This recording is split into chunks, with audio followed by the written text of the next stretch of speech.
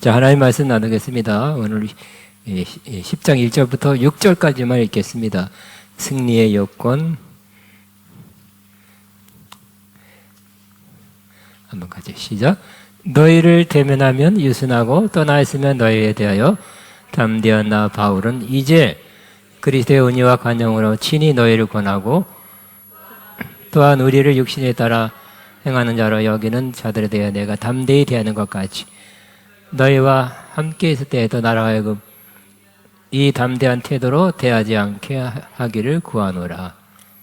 우리가 육신으로 행하나 육신에 따라 싸우지 아니하는 우리는 싸우는 무기는 육신에 속한 것이 아니요 오직 어떤 견고한 진도 무너뜨리는 하나님의 능력이라.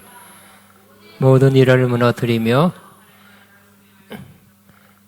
하나님 아는 것을 대적하여 높아진 것을 다 무너뜨리고 모든 생각을 너희의 복종이 온전하게 될 때 모든 복종하지 않는 것을 벌하려고 준비하는 중에 있노라. 아멘. 승리의 여건이라는 제목으로 함께 말씀을 나눕니다. 언제나 단체, 모임, 또 국가, 가정, 심지어 교회에는 목적이 있습니다. 그 목적이 이루어지면 참 좋습니다. 하나님께서 교회와 가정을 세우셨다 이렇게 늘 말하고 있습니다. 그러나 이 모든 모임, 단체, 기관들이 그 목적대로만 운영되지 않고 그 내부에 어떤 문제가 발생할 수 있습니다. 발생합니다. 세상에 문제 없는 것이 없다는 말처럼 문제가 간혹 발생돼서 어려움을 함께 겪기도 합니다. 그럼에도 불구하고 이겨나가야 할 것입니다. 대한민국에 문제가 이렇게 있다고 그래서 시끄럽다고 그래서 대한민국을 떠날 수는 없잖아요. 그죠? 문제를 극복하고 나갈 수 있도록 기도해 주시고 또 우리가 할 수 있는 것을 최선을 다해서 해야 할 것입니다. 또 가정도 그렇고 단체도 그렇고 여러분 소속한 어떤 모임에도 문제가 있어도 이겨나가야 될 것입니다. 교회도 문제가 없는 교회가 있을까요? 문제가 있어도 극복하고 이겨나가야 합니다. 오늘 사도 바울도 고린도 교회에 이렇게 문제가 많은지 전서에 보면 많은 문제가 있었습니다. 후서까지 계속 문제에 대한 해결을 계속하고 있는 것을 볼 수가 있습니다.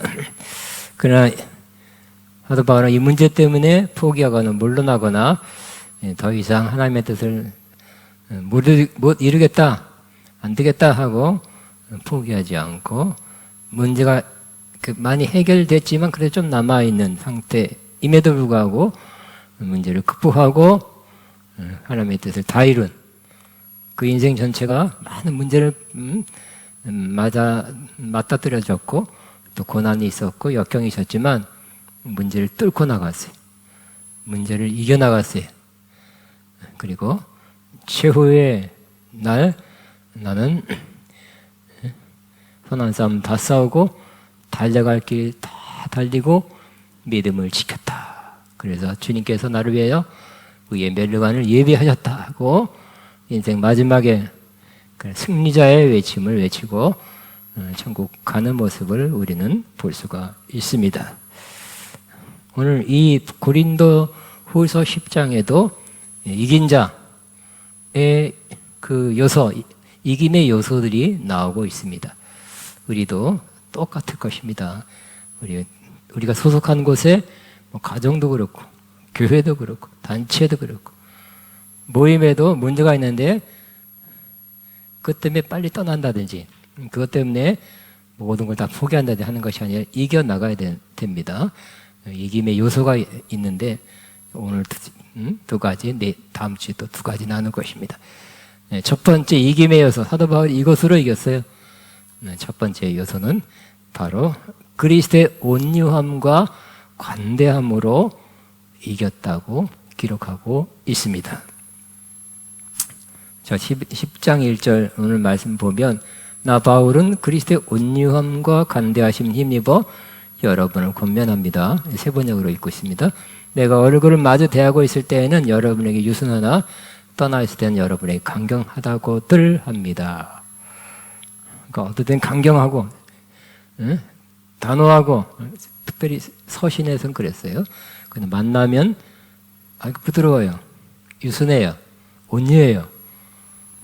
어떤 게 진짜 모습인가 그렇게 헷갈리는 사람도 있었습니다. 근데 어쨌든 사도 바울이 이 고린도 교회를 그 안에 있는 문제들을 극복하고 하나님의 뜻을 다 이룬 것은 그 요소가 승리 요소가 첫째는 온유함과 관대함이었습니다. 강한 사람이 센 리더십이 항상 이기는 거 아닙니다. 때로는 강한 사람들이 더 많이 부딪히고 또 다툼이 일어나고 오히려 그 사람들이 떠납니다. 그렇기 때문에 물론 강화될 때는 강하지만 일반적으로 많은 경우 더 많이 온유해야 극복하게 될 수 있을 것입니다. 그러나 그리스도의 온유함과 간대함을 대한다는 것은 쉽지 않습니다. 점점 되어져 가야 할 것입니다. 온유함은 바로 어떤 것에 대해서, 어떤 문제에 대해서, 어떤 반응에 대해서 즉각 반응하지 않고 대항하지 않는 것입니다. 이해하려고 하고 또 관용하려고 그래서 그렇겠지 하면서 내가 나한테 이런 게 왔을 때, 힘들게 했을 때, 거스른 게 왔을 때 똑같이 대항하는 게 아닌 것입니다. 스폰지와 같습니다. 탁 쳤는데 스펀지는 그냥 받아들이죠. 푹신하게. 그와 비슷할 것입니다. 잠언 말씀. 온유함이 얼마나 유익한지 잠언 말씀에 같이 읽겠습니다. 유순한 자의 대답. 다른 번역에서는 따뜻하고 부드러운, 따뜻한 유순한 자, 따뜻하고 부드러운 대답은 분노를 시게 하여도 과격한 말, 또 다른 번역에는 패역한 혀, 잔인한 말, 가시돋친 말은 노를 격동하느니라 그랬어요. 온유한 혀는 곧 생명나무지만 패역한 혀는 마음을 상하게 하느니라 그랬습니다. 그래서 우리가 온유하지 못해서 팍팍 뭐가 우리를 통해서도 나간다면 뭐 온 것만큼 돌려주는데 그게 뭐가 잘못됐다고 그렇게 한다면 여러분은 마음을 상하게 하고 좀 오히려 트러블을 더 크게 할 것입니다. 온유한 자의 좋은 예는 구약에서 모세를 들 수 있습니다. 그 모세가 구스 여인을 데리고 왔죠. 이디오피아 여인을 데려와서 생긴 게 틀려요. 그랬더니 형제 미리암 누이 아론 형제가 반대하고 또 비방했어요. 하는 말이 주님께서 모세와만 말씀하셨느냐? 우리와도 말씀하지 않았느냐? 그들이 이렇게 말씀하는 것을 주님께서 들으셨다 그랬어요. 다 들었어요. 근데 찾아보니까 앞에도 찾아보고 뒤에도 찾아봐도 모세가 그 비방에 대해서 아니 하나님이 나를 지도자로 최고 지도자로 세웠는데 내가 결정하는 것에 대해서 무슨 반발이야? 무슨 비방이야? 다른 사람도 듣게 그렇게 하지 않았다는 것입니다. 뭐 없어요. 찾아도 없어요. 아무 소리가 없더라고요. 근데 하나님이 나섰어요. 여러분, 곤란하죠. 뭐라고 말하기도 그렇고 그럴 것 같아요. 그럴 때 하나님이 들으시고 하나님이 나서 주셨어요. 그래서 하나님이 집합해갖고 너희는 내 말을 들으라. 너희 가운데 예언자가 있으면 나주가 미리암 예언자입니다.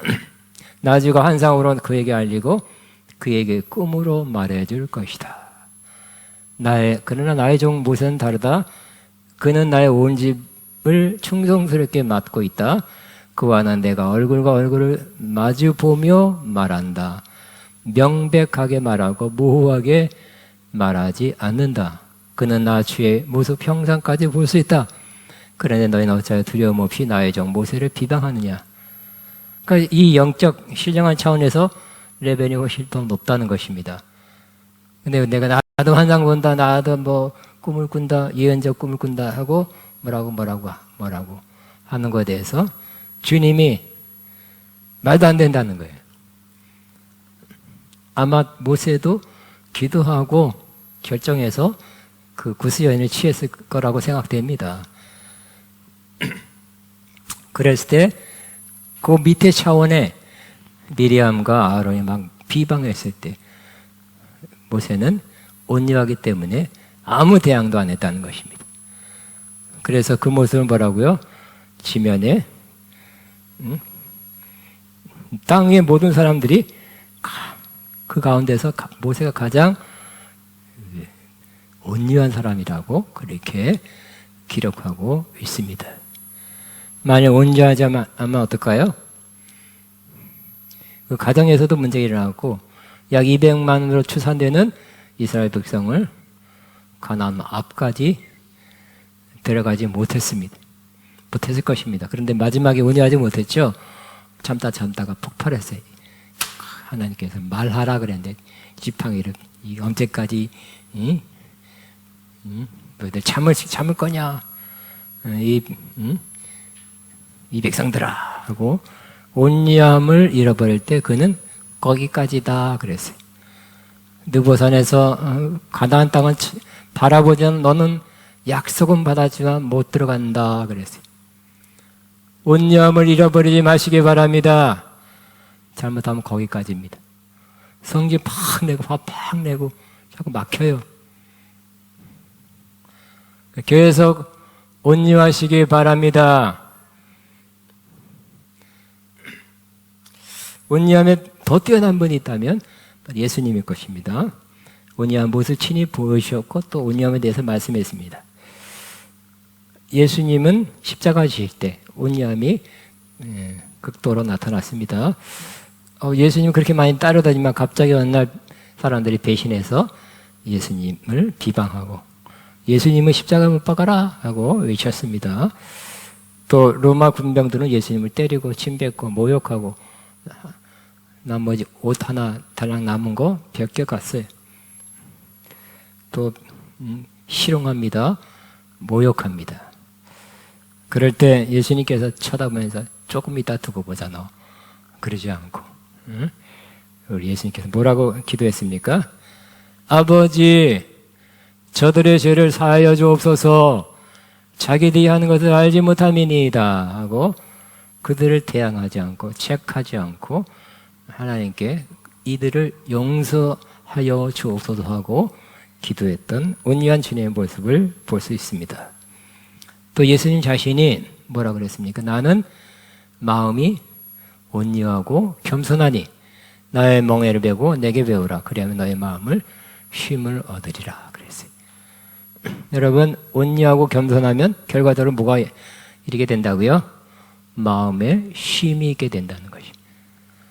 온유하지 않은 반대인 사람은 뭘까요? 아주 화끈하고 화도 잘 내고 그런 거 좋은 거 하지만 나는 뭐 뒤끝은 없어 하면서 막 낸다는 마음에 쉼이 없을 것입니다. 여러분이 온유하고 겸손해서 결과적으로 마음의 쉼을 저와 여러분이 얻게 되시기 바랍니다. 온유한 사람이 예수님을 닮아가는 사람이 됩니다. 또 우리에게 또 이렇게 말씀하고 있죠. 온유에 대해서 같이 있습니다. 또 눈은 눈으로 이는 이로 갚으라 하였다는 것을 너희가 들었으나 나는 너에게 이르노니 악한 자를 대적하지 말라. 누구든 내 오른편 뺨을 치거든 왼편도 돌려대며 또 너를 고발하여 속옷을 가져가는 자에게 겉옷까지도 가지게 하며 요 모습이 바로 한마디로 온유해라는 그런 말씀이 될 것입니다.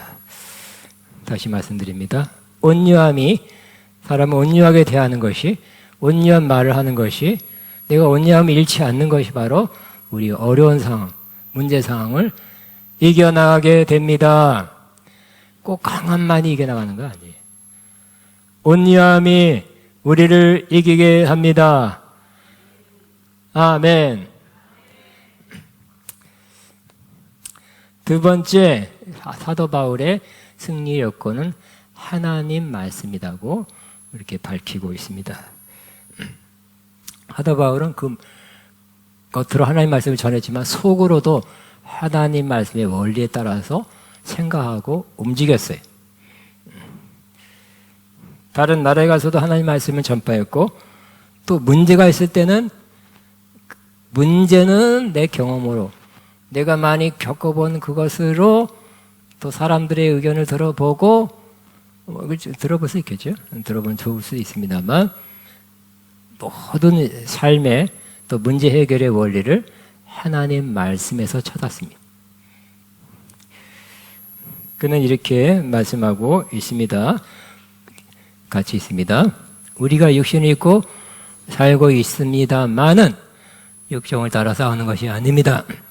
싸움에서는 우리의 무기는 육체의 무기가 아니라 하나님 앞에서 견고한 요새라도 무너뜨리는 강력한 무기입니다. 우리는 궤변을 무찌르고, 궤변이라고 그랬고, 여기 모든 이론, 뭐 어떤 이론이라고 또 번역할 수 있습니다.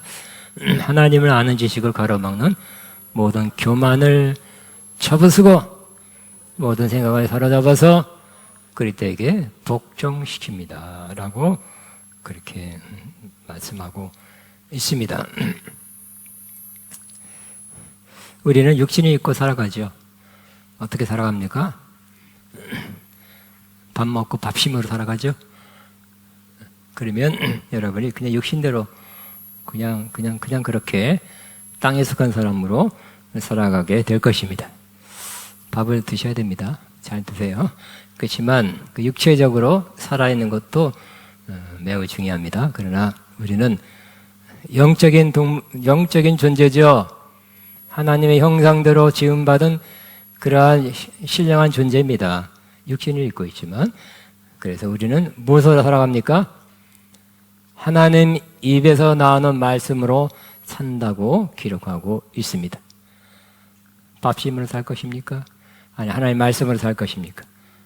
하나님 말씀으로 살아가게 되기를 바랍니다. 하나님 말씀 많이 먹고 그 먹은 것이 많아서 그 힘이, 하나님 말씀이 힘이 있는 사람은 좀 다르게 행동해요. 다르게 말해요. 근데 하나님 말씀 먹은 게 별로 없고 밥은 많이 먹는 사람 있어요. 저기 있어요. 여긴 없죠?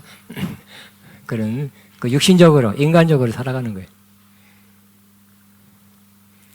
하나님 말씀 많이 드시고 영적으로 신령하게 주님 닮아가는 모습으로 살아가게 되시기 바랍니다. 근데 하나님 말씀 능력이라 그랬어요. 그 사도 바울이 격투기를 배운 것도 아니고, 왜 문제 상황에서 무슨 박사를 받아서 지식의 힘, 세상에 힘이 많죠. 지식도 힘이에요. 또 요즘 돈이 또 힘이야. 옛날보다 아는 거 힘이다 그랬고요. 요즘 돈이 힘이야. 또 뭐가 힘이죠? 갑자기 생각 하나 더 있는데 이제 뭐가 있어요? 세상에 힘이 있지만 우리의 힘은 하나님이 우리의 힘이고 하나님의 말씀이 우리의 힘입니다. 그래서 하나님 말씀을 잘 사용하면 정말 안 되던 거, 이때까지 안 되어왔던 거, 고착되었던 거, 그런 거를 깨볼 수 있다는 것입니다. 하나님 말씀의 능력이 얼마나 크냐? 마치 견고한 성을 무너뜨리는 능력으로 역사할 수 있다고 이렇게 사도 바울이 비유하고 있습니다. 제가 그래서 이 견고한 이 말씀을 몇 번 전했기 때문에 영상으로 보여주고 싶다는 생각을 하고 어떻게 찾아봤는데 현찮아요. 근데 짧고 그래도 조금 비슷한 성을 무너뜨리는 그런 영상을 좀 보시겠습니다. 그래서 옛날에요. 2000년 전, 3000년 전에는 성이 얼마나 큰 역할을 하고 성 안에 딱 들어가 있으면 정말 안전할 수가 많이 있었어요. 그래서 그 대표적인 예를 고구려 때 안시성의 예를 들겠습니다.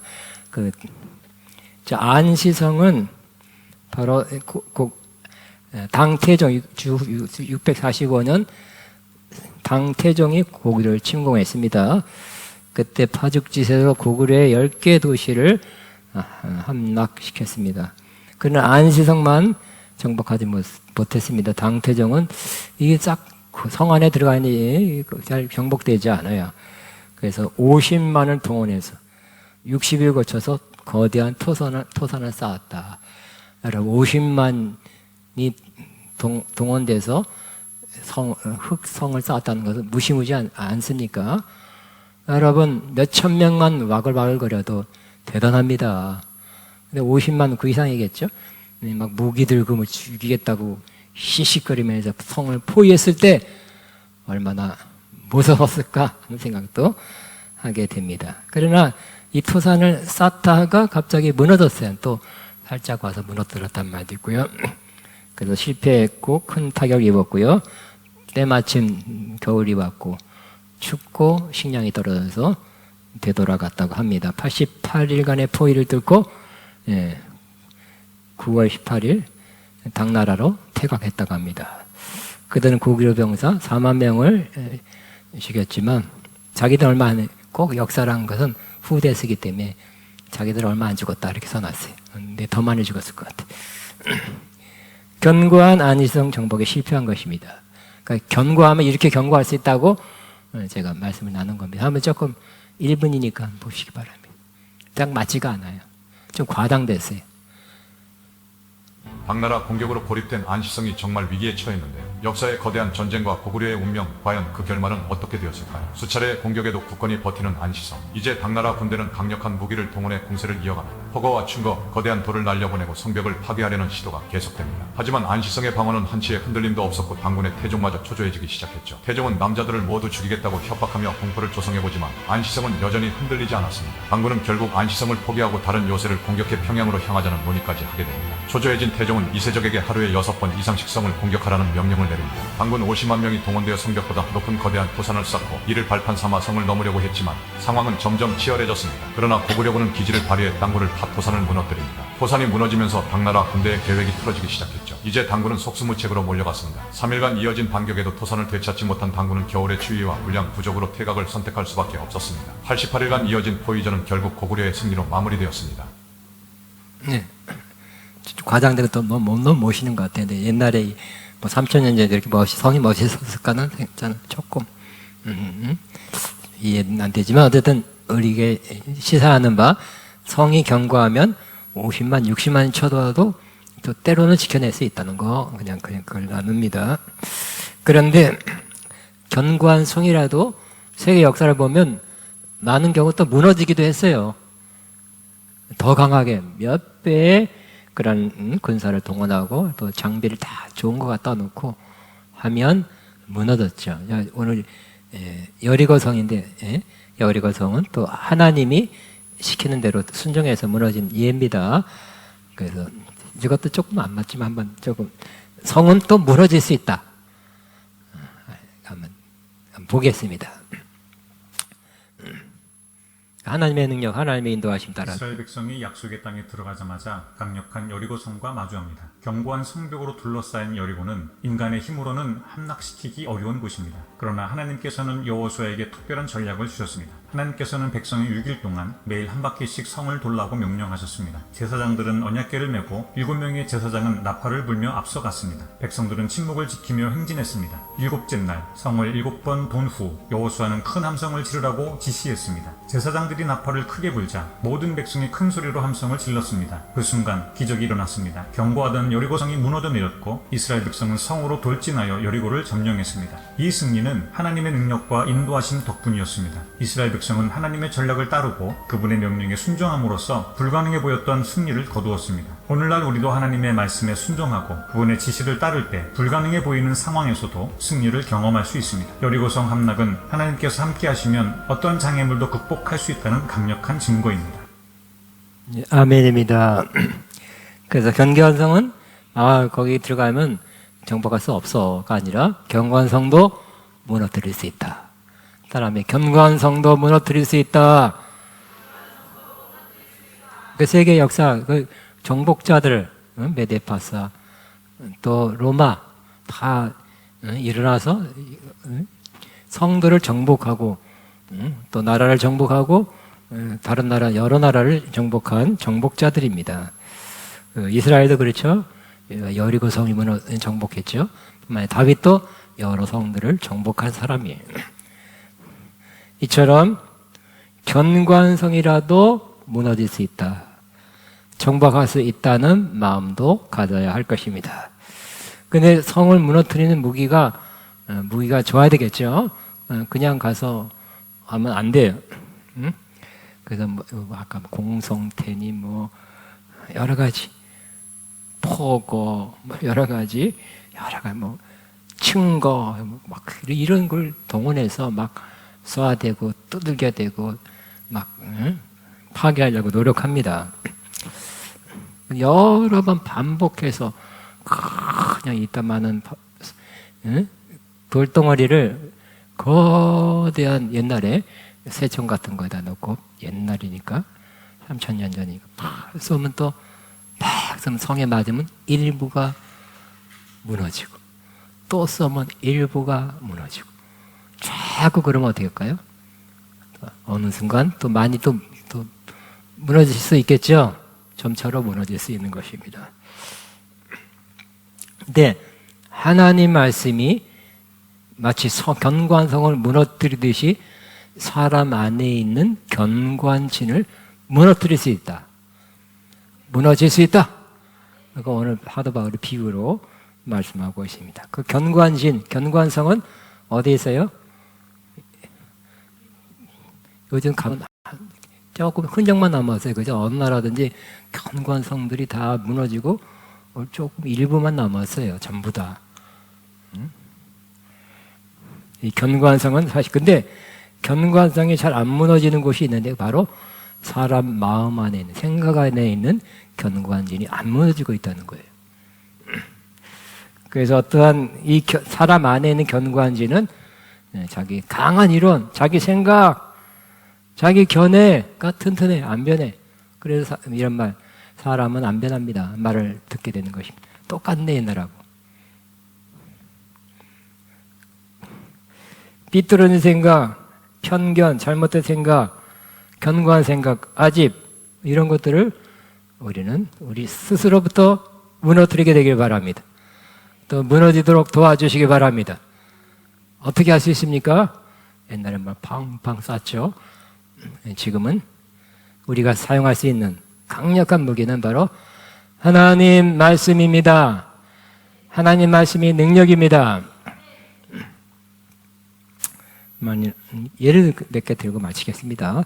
예를 들어서 어떤 사람이 평생 이렇게 살았어요. 인생 별거 있나? 사람이 죽으면 흙으로 돌아가는 것이고, 그냥 영원히 자는 것 뿐이야. 어떤 분이 나와서 그러더라고요. 이렇게 겨울에 따뜻하게 장작불 떼고 따뜻한 상황에서 조용히 그대로 가고 싶대. 방송에 나와서. 이게 이렇게 평안하게 가는 것이 꿈이래. 참 그 꿈이 참 이 생을 떠나는 게 꿈이래. 조용히 이렇게 무리 없이 떠나는 게. 저 사람 진짜 큰일 났다. 떠나서 보니 영원히 잠잘 줄 알았는데 어떻게 돼요? 눈 뜨게 될 것입니다. 부활하게 될 거예요. 그걸 우리는 알죠. 그 성경 구절을 요한복음 5장 29절을 마음에 새기고 잘 얘기해 줘야 돼요. 여러 번 얘기해 돼요. 같이 있습니다. 선한 일을 행한 자는 생명의 부활로, 악한 일을 행한 자는 심판의 부활로 나오리라. 이 말씀 자꾸 외워가지고 우리 외워서 다 부활한다. 악한 일하는 사람은 아니고 선한 일하는 사람만 부활하는 게 아니에요. 다 일어나서 악한 일하는 심판의 부활로 나온다는 거예요. 이걸 숙지하고 외우고 여러 번 한 번에 성은 안 무너지니까 부드럽게 조용하게 이해되게 수용할 수 있도록 잘 얘기해서 언젠가 그 견고한진이 생각 안에 있는 견고한진이 무너지게 하게 하시기를 바랍니다. 또 어떤 사람이 계속 교회 안 나와요. 안 믿어요. 왜요? 자기가 한 죄를 기억하기 때문에. 난 막 살았습니다. 못된 짓 많이 했습니다. 죄를 많이 졌습니다. 나 같은 사람 교회 다니기 합당치 않고 하나님 나를 절대로 사랑하지 않을 것입니다는 견고한 진의 그 생각이 있다면 우리는 이 말씀을 읽고 이게 소화시키고 잘 풀어서 여러 번 반복해 얘기해 주므로 그 말씀이 무너뜨리도록 그 사람 마음에는 견고한 진을 무너뜨리도록 하시길 바랍니다. 시작. 그러나 우리가 아직 죄인 되었을 때 그리스도께서 우리를 위하여 죽으셨습니다. 이리야 하나님께서 우리에 대한 자기의 사랑을 확증하셨습니다. 라고. 우리 다 하나님 사랑을 받았는데 죄인 되었을 때 하나님 사랑했어요. 나도 죄인이었어요. 근데 그때 나를 사랑했어요. 하나님 보시기에 착하게 아름답게 살았을 때 나를 사랑한 것이 아니라 죄인 되었을 때 사랑했어요. 그리고 내가 또 죄를 졌어도 죄는 미워하지만 죄인인 나는 사랑하십니다. 그러면 좋은 말이잖아요. 그죠? 죄는 미워하지만 죄인은 하나님이 사랑하십니다. 하고 얘기해 주므로 나는 하나님 믿을 사람 아니다. 하나님의 사랑을 받을 사람이 못 된다. 말했을 때 저 말씀을 잘 마음에 담았다가 여러 번 부드럽게 잘 얘기해 줘서 언젠가 그 안에 견고한 진이 저 생각으로 똘똘똘똘 세워져 있는 견고한 진을 무너뜨리게 되시기 바랍니다. 또 어떤 사람이 이런 사람이 있을 수 있습니다. 가정해봤습니다. 나 안 믿어. 네. 내 앞에서 하나님이 하신 놀라운 일을 봐야 믿지. 그럴 때 이렇게 얘기해 주시기 바랍니다. 순서가 바뀌었다. 응? 너한테 이렇게 나타내 주면 믿는 게 아니라 하나님은 믿으면 하나님의 영광을 보리라. 믿으면 더 많이 보게 될 것이야. 그렇게 얘기해 주시기 바랍니다. 같이 있습니다. 믿으면 하나님의 영광을 보리라. 먼저 믿으라는 거 먼저.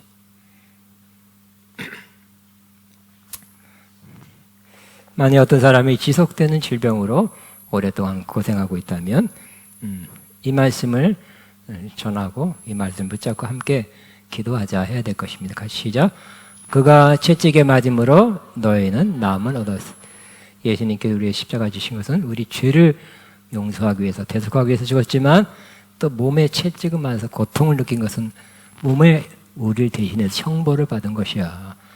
그가 형벌로 채찍에 맞음으로 우리는 나음을 얻었다. 그거 믿어라. 예수님 십자가에 못 박혔을 때 이미 죄를 대속해 주셨듯이 예수님이 십자가 지실 때죠. 주로 채찍에 맞을 때 육체의 형벌을 주님이 받으시고 가져갔기 때문에 우리는 이미 나을 것이다가 아니라 나음을 얻었다. 이걸 깨달아지면 여러분 큰 유익이 되겠어요. 나음을 얻을 것이다가 아니라 너희는 나음을 얻었나니 얻었다 합니다. 너희는 나음을 얻었다. 이게 성령으로 깨달아지면 진짜 실체가 될 것이죠. 만약 어떤 사람이 계속되는 고난, 곤경, 경제적 어려움, 또 문제 속에 헤어나지 못하고 있다면 하나님이 하나님의 사랑으로 말미암아 이겨낼 수 있다 하고 말씀해 주어야 할 것입니다. 그 문제는 지나가게 될 것이다. 자, 한번 성경 구절 누가 우리를 그리스도의 사랑에 같이 시작. 누가 우리를 그리스도의 사랑에서 끊을 수 있습니까? 박해입니까? 굶주림입니까? 헐벗음입니까? 위협입니까? 또는 칼입니까? 그러나 우리는 이 모든 일에 우리를 사랑하여 주시는 그분을 힘입어서 이기고도 남습니다. 사도 바울이 예수님도 그리고 사도 바울이 박해, 굶주림, 헐벗음, 위협, 칼 다 통과했지만 하나님 사랑 때문에 하나님 사랑이 끊어지지 않았고 내가 이렇게 어려움 당하고 있을 때 하나님의 사랑이 네가 문제가 있어 나는 멀리 있다 사랑하지 않는다가 아니라 하나님의 사랑은 끊을 수 없고 그러나 이 모든 일에 우리를 사랑하여 주시는 그분을 힘입어서 이기고도 남습니다. 여러분도 이 길 가게 되시기 바랍니다. 이 말씀 이루어지게 해서 기도하시기 바랍니다. 또 믿음이 부족한 사람은 여러분이 도와주셔서 함께 이 말씀이 이루어지도록 기도해 주시기 바랍니다. 또 어떤 사람이 지금 보이는 현 세상 흐름, 정치적인 문제, 경제적인 어려움, 사회적 문제로 해서 계속 이놈의 세상 하면서 이 보이는 것 때문에 너무너무 힘들어하고 여기에 몰두해 있고 맨날 화내고 있고 맨날 그러고 있다면 관심이 있어야 되겠죠. 기도해야 되니까.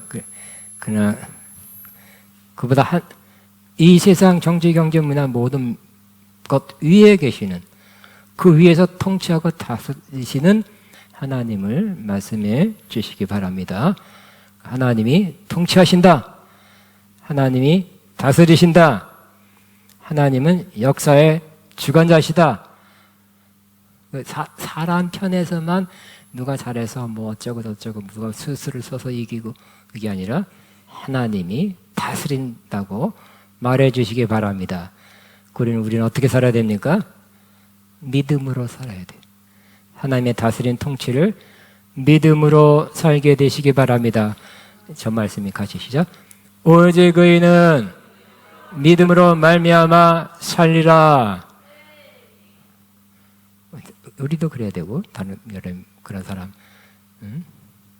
너무 세상 일에 심지어 너무 정치적인 일에 너무 막 어떤 사람은 성경은 아니고 뉴스는 꼭 봐. 2시간씩 봐.